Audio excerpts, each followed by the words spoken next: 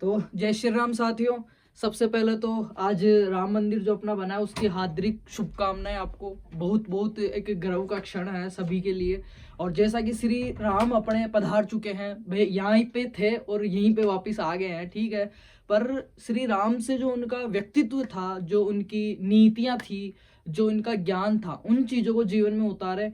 क्योंकि श्री राम ने सबरी के झूठे बेर भी खाए थे, ठीक है। और धर्म जो होता है, धर्म का मेनली जो काम होता है वो होता है अपने को अच्छे तरीके से जीवन जीना सिखाना, ठीक है। तो सभी धर्मों की मैं रेस्पेक्ट करता हूँ बहुत, क्योंकि सभी धर्मों का एक ही मोटिव है, आदमी को इंसान बनाना। और मैंने इस पे एक पोस्ट भी डाली थी कि कर्म जो है, आप आदमी कहाँ से आया क्या है वो बाद में देख लेना, पहले ये देख लेना अच्छा इंसान है या नहीं। मजहब बाद में है, पहले इंसान। सबसे पहला धर्म जो होता है वो होती है मानवता, तो उसको बरकरार रखें।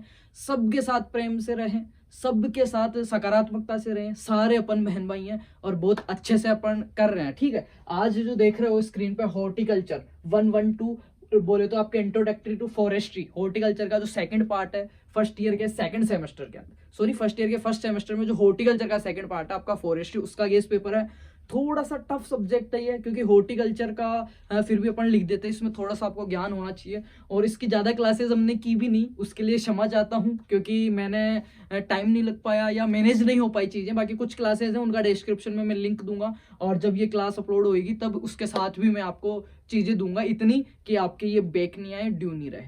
तो क्या बात है, फिर आ रहा है स्वाद, आ रहा है नहीं आ रहा है जो अपन बैक पेपर कर रहे हैं, प्रीवियस ईयर के पेपर जो अपन सोल्व कर रहे हैं उनमें। भाई देखो, सॉइल साइंस के अंदर लगभग मैं बात करूं अगर, तो 90% पेपर अपने वाले में से आया है। सॉरी एक मिनट, 90% जो पेपर है ना, कहाँ गया वो पीडीएफ, एक सेकंड भाई, हाँ ये रहा। बात करें अगर सॉइल साइंस की, जो जस्ट आपका बेक पेपर हुआ है जस्ट अभी, और उसका हमने जो गेस पेपर डाला था और 2 क्लासेस जो हमने डाली थी, तीसरी क्लास नहीं कर पाया था, उसी में से लगभग 90% आया है, ठीक है। उसके अलावा बात करते हैं हम हॉर्टिकल्चर की, तो हॉर्टिकल्चर के अंदर भी लगभग 85% अपना मैच हुआ था ऐसे कैसे। बात करें बायोकेमिस्ट्री की, तो लगभग 80% पेपर अपने जो गेस पेपर में 6-7 क्वेश्चन देते हैं उसी में से कवर हुआ था। और यही उम्मीद के साथ आज चौथा पेपर आपका फॉरेस्ट्री का आपका भाई आपके लिए लेके आया है। और उम्मीद करते हैं इसमें भी 85 से 90% तक हूबहू क्वेश्चन छपेंगे इस पेपर में से, प्लस जो 2 क्लासें मैं दूंगा उसमें से। तो सभी को अपना बेस्ट ऑफ लक है, बढ़िया से पेपर दो। लिखना कैसे वो सारी चीजें समझा रखे हैं, तो ज्यादा टाइम खराब नहीं करेंगे, वरना अभी लोग ये भी कह देंगे कि बातें ज्यादा करते हैं पढ़ाते कम है, ठीक है। तो वो बातें चलती रहेगी मेरे प्यारे भाई बहनों। एक मेरी हाथ जोड़ के रिक्वेस्ट है, इतनी सी मान लेना बड़े भाई की बात, ठीक है। ये जो वीडियो है इस पे जितने भी बच्चे देख रहे हैं सारे लाइक कर देना, कमेंट कर देना, और जितने भी आपके कॉलेजेस के ग्रुप हैं, आपके यार दोस्त हैं, साथ वाले हैं, सबको शेयर कर देना। जितने बच्चे हों सबको शेयर कर देना। और ये ऑल इंडिया सारी यूनिवर्सिटीज के लिए है, ठीक है। और ये जो पीडीएफ है आपकी, जब आप इस क्यूआर कोड को स्कैन करोगे या जो मैं लिंक दूंगा वहां से टेलीग्राम पे जाओगे, उसमें आपको मिल जाएगी। और जैसे ही इस पीडीएफ पे आप यूट्यूब, ये रेड कलर का दिख रहा है ना, इस पे आप जैसे ही क्लिक करोगे पीडीएफ में ही डायरेक्ट आप अपने फार्मर्स लव फैमिली पे पहुंच जाओगे, ठीक है। तो आपको ज्यादा दिक्कत नहीं होगी, आपकी सहूलियत के लिए ही हमने ये सारे काम किए हैं। ये नीचे भी लिंक दी हुई है टेलीग्राम और यूट्यूब दोनों की। बात करते हैं थर्ड जो आपका क्वेश्चन आता है डेफिनेशन वाला, तो उसकी क्या क्या डेफिनेशन आपके आने वाली है इसके बारे में। तो ये डेफिनेशंस तो बाद में बात करेंगे, पहले मैं 3 डेफिनेशन जो मैं मेरी बता देता हूँ, जो मेरी फेवरेट है या फॉरेस्ट्री के अंदर आपको मालूम होनी चाहिए, वो देख लेते हैं। पहली है आपकी एग्रो सिल्वीकल्चर। कौन सी है? एग्रो सिल्वीकल्चर, एग्रो सिल्वीकल्चर, ठीक है। पहली तो एग्रो सिल्वीकल्चर, दूसरी है एग्रो फॉरेस्ट्री, कृषि वानिकी, कृषि वानिकी। ये 2 डेफिनेशन तो आप रट ही लेना, ठीक है। ये कहीं ना कहीं आपको देखने को मिल जाएंगे। अब बात करते हैं अपनी, पहला इसमें दिया हुआ है pollarding and basal area, pollarding and basal area. अब पोलार्डिंग और बेसल एरिया क्या होता है, इसके लिए मैंने हॉर्टिकल्चर की पुरानी क्लास ले रखी है, उसका मैं डिस्क्रिप्शन में लिंक डाल दूंगा फॉरेस्ट्री क्लास का, डन, वहां से क्लियर हो जाएगा। दूसरा देखते हैं आपके ऊंचाई मापने की जो क्लासें हैं, हाईएस्ट क्लास, उसके बारे में लिखना है, ठीक है। थर्ड जो डेफिनेशन दी हुई है क्वार्टर ग्रिथ फॉर्मूला, इसको क्वार्टर ग्रिथ जो फॉर्मूला इसको बोलते हैं, पर हिंदी में अगर बोलूं तो परिधीय सूत्र, परिधीय सूत्र, परिधीय सूत्र। अब ये भी बहुत प्यार प्रेम से मैंने करवाया हुआ है, जिसने पुरानी क्लासेस देखी है, कॉलेज में थोड़ा सा पढ़ा है या आपके पास नोट्स है, तो आप बहुत अच्छे से इसको कर पाओगे परिधीय सूत्र को। उसके बाद में 3 ऐसे शब्द हैं, 4 शब्द ऐसे हैं जो आपके हर बच्चे के सुने हुए। देखो एलेक्रोपिंग क्या होती है, बच्चे बच्चे को मालूम है एले क्रॉपिंग क्या होती है, ठीक है, दोबारा से बताने की जरूरत नहीं है। थिनिंग क्या होती है, विरलीकरण जिसको बोलते हैं हिंदी में, विरलीकरण, विरलीकरण, विरलीकरण या विरलकरण, विरलीकरण, विरलीकरण किसको बोलते हैं सबको पता है, थिनिंग छांटना, ठीक है। उसके बाद में प्रूनिंग, कटाई छटाई, ठीक है। एक तो होता है प्रूनिंग, एक होता है ट्रेनिंग। तो मैंने बताया था हॉर्टिकल्चर के अंदर भी अंतर आया था। ट्रेनिंग मतलब शुरू से ट्रेन करना, तो छोटी सी उम्र में ही उसको ट्रेन करना शुरू कर देते हैं। और किसके लिए, इसका मेन मोटिव क्या होता है ट्रेनिंग का, पौधे की जो संरचना बन रही है, अपने वृक्ष की जो संरचना बन रही है, ट्रेनिंग का मतलब ये होता है उसको क्या, मजबूत बनाना, राइट, उसको स्ट्रॉन्ग करना कि जिस टाइम उस पर फल फ्रूट आए तो उस लोड को वो झेल सके, तेज हवाएं चले उससे वो झेल सके, अच्छी उसकी संरचना हो जाए, स्ट्रक्चर हो जाए, उसके लिए करते हैं ट्रेनिंग। जबकि अपन प्रूनिंग किसके लिए करते हैं, ये तो देखो जो आपके ट्रेनिंग होती है ना वो छोटी सी उम्र से शुरू हो जाती है, जबकि प्रूनिंग जो आपकी है ना वो एक स्पेशल एज से शुरू होती है, बाद में चालू होती है पौधा बड़ा होने के बाद। और इसका मेन मोटिव क्या है, अधिक से अधिक उपज लेना, हाई यील्ड लेना और हाई क्वालिटी प्रोडक्ट उससे प्राप्त करना ही इसका प्रूनिंग का रहता है। तो थिनिंग, प्रूनिंग, एले क्रॉपिंग और फॉरेस्ट। वन किसे कहेंगे, वन किसे कहेंगे, तो ऐसी घनी भूमि या प्राकृतिक हो सकती है, आर्टिफिशियल हो सकती है, जिसके ऊपर बहुत ज्यादा मात्रा में सभी प्रकार के वृक्ष उगे होते हैं, उसको अपन वन कह देते हैं। और तीन मैंने बताई दी, एग्रो सिल्वीकल्चर और एग्रो फॉरेस्ट्री, कृषि वानिकी। तो मैंने ये 7 डेफिनेशन आपको बताई है। पहले क्वेश्चन में इनमें से बहुत सारा कुछ मैच होने वाला है। आगे चलते हैं बेटा, हिंदी और इंग्लिश दोनों में मैं बता रहा हूँ। अब इसमें मैं देखता हूँ रेस्पॉन्स क्या रहता है, क्योंकि इसके बाद आपका पेपर आई थिंक इंग्लिश का, और इंग्लिश का तो मैं ज्यादा गारंटी नहीं ले रहा, पर जो 8 क्वेश्चन मैं बताऊंगा उनमें से 7 क्वेश्चन आपको ऐसे कैसे मिलने वाले हैं, इतना भरोसा आप कर सकते हो, ठीक है। क्योंकि हमारी टीम इतनी मेहनत करके, इंग्लिश के आपके जो शंकर सर हैं उन्होंने, और विकास सर जो हैं यानी कि मेरे जीजा श्री, ठीक है, तो उन्होंने, बहुत अच्छे टीचर है वो, कॉलेज लेक्चरर है, तो उस हिसाब से उन्होंने इतना अच्छा पेपर आपका बनाया है। बहुत जल्द इस पेपर के बाद दूंगा, पर जब भी दूंगा इसके ऊपर 1000+ लाइक्स होने चाहिए, ठीक है, कमेंट्स होने चाहिए, शेयर होने चाहिए, इतना सा काम आपको करना है। अब ये है आपका अंतर वाला, डिफरेंशिएशन वाला देखना है, ऐसे लाइन करनी है और अंतर करना है। Taungya system and shift cultivation, मेरे को लग रहा है 11वीं से पढ़ते आ रहे हो टोंगिया क्या होता है और शिफ्टिंग क्या होता है, एले क्रॉपिंग क्या होती है, ठीक है। टोंगिया सिस्टम एंड शिफ्टिंग, इधर तो लिखना है टोंगिया सिस्टम, इधर लिखना है शिफ्टिंग कल्टीवेशन, इनमें 4 अंतर आपको लिखना है। उसके बाद में wind break and shelter belt. Wind break किसको बोलते हैं, वायुरोधी वृक्ष पट्टिका, किसको बोलते हैं बेटा, वायुरोधी वृक्ष पट्टिका, ठीक है। और शेल्टर बेल्ट में आपको अंतर लिखना है। सोशल एंड एग्रो फॉरेस्ट्री, ये क्या है, इसको देखो, एग्रो फॉरेस्ट्री और सोशल वानिकी के अंदर, और जो आपकी सामाजिक वानिकी है उसमें आपको अंतर लिखना है। फिर दिया नेचुरल एंड आर्टिफिशियल रीजनरेशन, इसको अपन कह सकते हैं कृत्रिम पुनर्जनन, वनों का कृत्रिम पुनर्जनन, और इसको बोल सकते हैं आर्टिफिशियल, ठीक है, प्राकृतिक, सॉरी ये उल्टा हो गया, प्राकृतिक, इसको इधर लिखना है। नेचुरल का मतलब प्राकृतिक, आर्टिफिशियल, रीजनरेशन का मतलब पुनर्जनन, पुनर्जनन का मतलब क्या होता है, regeneration, what is a regeneration. बड़े क्वेश्चन में भी आ सकता है कि व्हाट इज ए रीजनरेशन क्या है, और रीजनरेशन के टाइप्स जो है आर्टिफिशियल रूप से और नेचुरल रूप से, दोनों को समझाइए, और दोनों में से बेस्ट कौन सा है, किस हिसाब से करते हैं। तो ये क्या होता है, जो पुराने जंगल है जो नष्ट हो गए हैं, जो पुराने फॉरेस्ट है, वन है, उनको दोबारा से उनको उगाना या उनमें सुधार करना या उनसे उत्पादन लेना, उसके लिए उनको तैयार किया जाता है, उसको बोलते हैं। तो एक तो होता है कृत्रिम पुनर्जनन, बारिश आई, नेचुरल चीजें हुई, अपने आप तैयार हो गया, पक्षियों ने उनके दाने खाए, बीज कहीं और ले जाके डाल दिए, वहां से बस जंगल उग गए, दोबारा से पुनर्जनन हो गया। एक होता है कृत्रिम रूप से, आर्टिफिशियल रूप से, कि इंसान के द्वारा अपन क्या क्या क्रिया विधियां करके कर सकते हैं, तो वो आपको 4 अंतर इसमें लिखना है। दोबारा देख लो बेटा एक बार, taungya system and shift cultivation, wind break and shelter belt, social and agroforestry, और नेचुरल एंड आर्टिफिशियल रीजनरेशन। ये शब्द बहुत महत्वपूर्ण बेटा, रीजनरेशन, पुनर्जनन या पुनर्जन्म, ठीक है, शब्द से समझ में आ जाएगा आपको। आगे देखते हैं 5वां क्वेश्चन।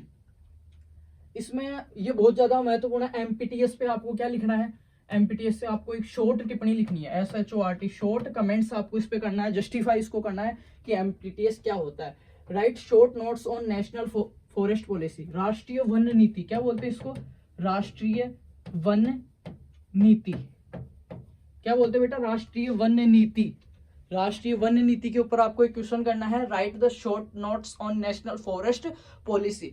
इसमें देखते हैं दूसरा जो आपको दिया हुआ है, right the short notes on selection criteria of agro forestry. अब इसमें selection criteria of trees in agro forestry, कृषि वानिकी, इसको हिंदी में देख लो, कृषि वानिकी के अंदर पौधों का चयन जो करते हैं ना, वृक्षों का चयन, कृषि वानिकी के अंदर वृक्षों का चयन करते समय चयन करते समय क्या क्या सावधानी रखते हैं या क्या क्या उसका क्राइटेरिया है, ठीक है। क्या है इसका, राष्ट्रीय वन नीति हो गया, उसके अलावा है एग्रो फॉरेस्ट्री के पौधों के चयन की जो प्रक्रिया है, या क्या क्या चरण है, या क्या क्या चीजें ध्यान रखनी है, selection criteria of trees and agroforestry. और ये जो टॉपिक है ये मेरा पढ़ाया हुआ है, इसका लिंक है ना मैं इसी वीडियो के डिस्क्रिप्शन में, इसी के नीचे में दे दूंगा, या फिर चैनल की कम्युनिटी पोस्ट पे जाना, वहां पे आपको मिल जाएगा बेटा, ठीक है। आगे देखते हैं अपना सेकंड लास्ट छठवां क्वेश्चन बेटा, ब्रीफली थोड़ा सा बड़ा जो आता है आपका, शायद 10 नंबर में आता है। Right about the note on crown classification of forest in India. शीर्ष जो आपका है, क्राउन क्लासिफिकेशन किसको बोलते हैं अपन भारत के वनों के शीर्ष वर्गीकरण पर टिप्पणी लिखो। हिंदी में क्या लिखेंगे, भारत के वनों के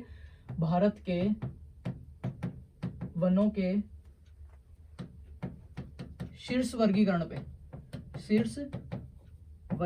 पर टिप्पणी आपको लिखनी है, भारत के वनों के शीर्ष वर्गीकरण पे, ठीक है। Right about the note on crown classification of forest in India. दूसरा देखो भाई, डिस्क्राइब इन ब्रीफ, थोड़ा सा विवरण में आपको बताना है about objective and scope of silviculture. Silviculture किसे कहते हैं, डेफिनेशन मैंने बताया था, सिल्वीकल्चर वेरी इंपॉर्टेंट है, सिल्वीकल्चर एग्रोफॉरेस्ट्री और एग्रोफॉरेस्ट्री और एक और बताया था मैंने, एग्रो सिल्वीकल्चर और एग्रो सिल्वी फॉरेस्ट, ठीक है। तो इसमें देखो briefly about objective and scopes of silviculture. Silviculture के जो आपका सिल्वीकल्चर क्या होता है, वनों की खेती, ठीक है। तो इसके क्या क्या तो स्कोप है और क्या इसका इंपॉर्टेंस है, क्या इसके उद्देश्य है, क्यों करते हैं ये आपको लिखना है। हिंदी में मैं बता देता हूँ, सिल्वीकल्चर के उद्देश्य व इसका महत्ता लिखिए, या इसका क्या इंपॉर्टेंस हो सकता है और क्या क्या इसका स्कोप हो सकता है वो लिखना है।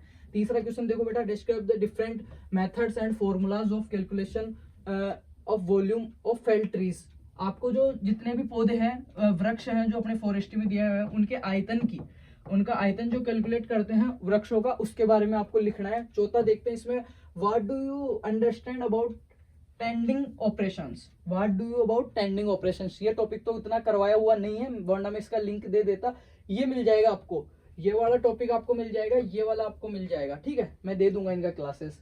लास्ट क्वेश्चन की बात कर लेते हैं अब, बिना टाइम खराब किए हुए। ब्रीफली में समझाना है, describe about various method of age determinants of trees. वृक्षों की आयु ज्ञात करने की विभिन्न विधियों के बारे में लिखिए। क्या मतलब हो गया, वृक्षों की आयु ज्ञात करने की विभिन्न विधियों के बारे में लिखिए। सेकेंडरी देखते हैं बेटा, क्या है इसमें, describe in details in instrumental methods of height. वृक्षों की ऊंचाई मापने के, क्या ऊंचाई मापने के लिए, ठीक है, ऊंचाई मापने के लिए जो काम में ले रहे हैं उनके बारे में आपको लिखना है, ठीक है। पौधों के आयतन की तुलना करनी है, ठीक है। नेक्स्ट इसमें देखते हैं classification of agro forestry system.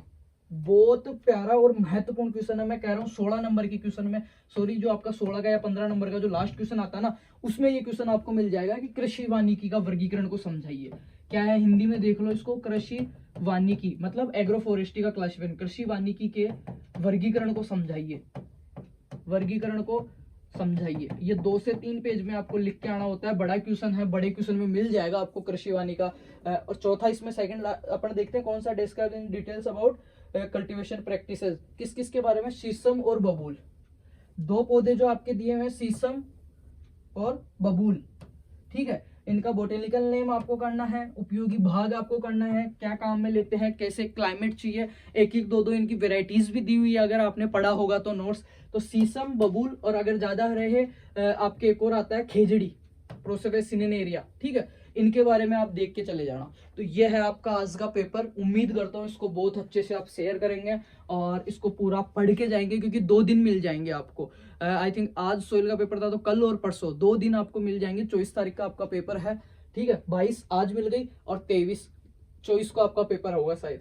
तो इसका स्क्रीनशॉट लेने की कोई जरूरत नहीं है, इस लिंक से टेलीग्राम पे चले जाना। जो टेलीग्राम पे नहीं गए हैं तो लेटेस्ट वीडियो से चले जाना, या फिर मैं बताऊं टेलीग्राम पे जाने का तरीका आपको, इसका स्क्रीनशॉट लेना और इसको स्कैन कर लेना, ये वाला, इसका स्क्रीनशॉट लेना और इसको स्कैन कर लेना, सीधा टेलीग्राम ग्रुप पे जाओगे, वहां पे ये ऐसी की ऐसी आपको पीडीएफ फॉर्म में मिल जाएगी।